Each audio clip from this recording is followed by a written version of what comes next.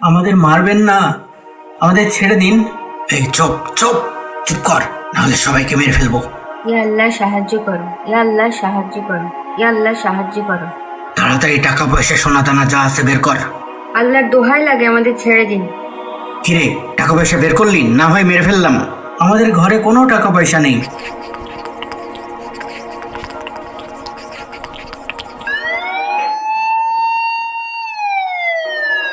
ওস্তাদ, police! Police কেমনে টের পাইলো? চল চল কেটে পড়ি।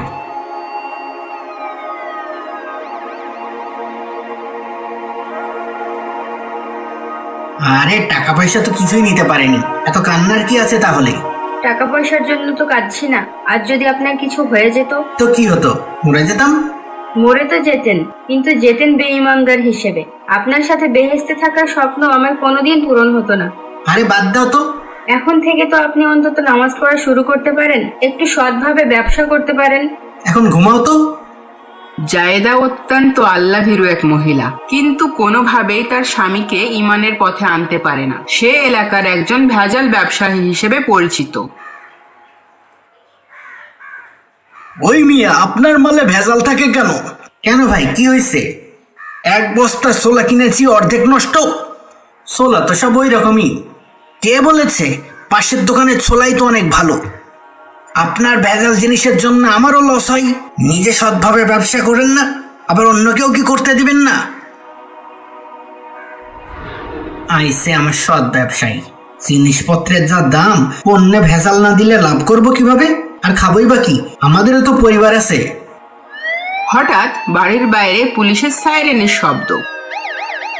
জায়েদা বাইরে এসে দেখে একটা বাচ্চা ছেলে খেলনা পুলিশের গাড়ি হাতে খেলা করছে। বাবু, কাল রাতেও কি তুমি এই গাড়ি দিয়ে শব্দ করছিলে? হ্যাঁ। আসসালামু আলাইকুম ভাবি। ওয়ালাইকুম আসসালাম। ওর আব্বু কাল শহর থেকে এই গাড়িটা কিনে এনেছে, তারপর সে রাত থেকে চালিয়ে যাচ্ছে। শব্দে ঘুমাতে পারছিলাম না ভাবি। ও আচ্ছা। হাতটা ব্যথা হয়ে গেছে রোজ রোজ এই পাঞ্জাবি ধুতে ধুতে। প্রতিদিন ধুতে হয়? হ্যাঁ ভাবি, ও নামাজ পড়ে তো, আবার ব্যবসাও করে, তাই রোজ রোজ পাঞ্জাবি পরে বাইরে যাই, তাই কাপড় পাক পবিত্র না হলে তো হয় না। আমাদেরও নামাজও পড়ে না, রোজ রোজ পাঞ্জাবি শুকানোর ঝামেলাও নেই। কেন আপা, নামাজ পড়ে না কেন? পড়ে না তো কি করব? বুঝাবেন। আপা, বুঝিয়ে হয় না। আল্লাহ তাআলা হেদায়েত না দিলে কি হয়? তা তো ঠিকই আপা, কিন্তু আপনার হাল ছাড়লেও তো চলবে না। তা ঠিক, আর দোয়াও তো কম করি না। শুনেন আপা, রোজ তাহাজ্জুদে নামাজের সময় দোয়া করবেন, সাহায্য চাবেন, আর আপনার বাড়িওয়ালার জন্য হেদায়েত চাবেন। এই সময় আল্লাহ তাআলা দোয়া কবুল করেন।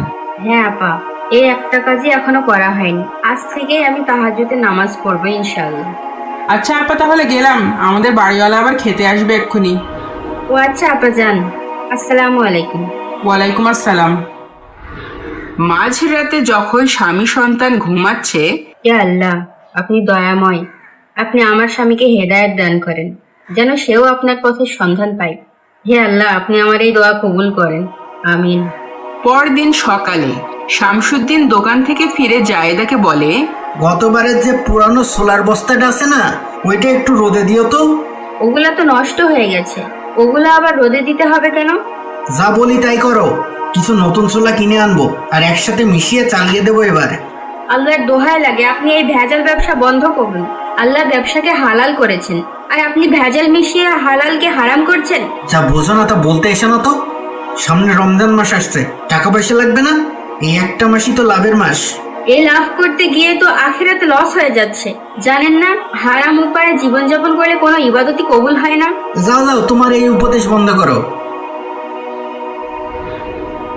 হে আল্লাহ, এনার হেদায়েত কি কোনোদিনও হবে না? শামসুদ্দিন যখন দোকানে কাজ করছিল তখন সেখানে কিছু লোক আসে। তারা ফিসফিস করে তাকে কিছু বলে। ঠিক আছে, তাহলে বিকালে বের হব। এরপর শামসুদ্দিন বাড়িতে আসে আর জায়েদাকে বলে, মালামাল কিনতে শহরে যাচ্ছি, আসতে দেরি হবে। তোমরা খেয়ে ঘুমিয়ে যেও, ঠিক আছে? দাঁড়ান দাঁড়ান। আচ্ছা আচ্ছা, ঠিক আছে ঠিক আছে। ভাই, রাত তো অনেক হয়ে গেছে, এখন যাওয়া কি ঠিক হবে? হ্যাঁ, গাড়িও তো তেমন দেখছি না। পথে যদি আবার ডাকাত টাকাত ধরে, বরং রাতটা কোনো হোটেলে থেকে সকালে রওনা দিলেই তো হবে নাকি? আরে না, কিসের বিপদ, আমরা এতজন আছি। আর তাছাড়া বাড়ির লোকজনও তো চিন্তা করবে, তাই না? তা ঠিকই বলেছেন।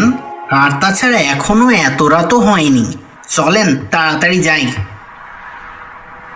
তারপর তারা মালামাল নিয়ে চলতে শুরু করে।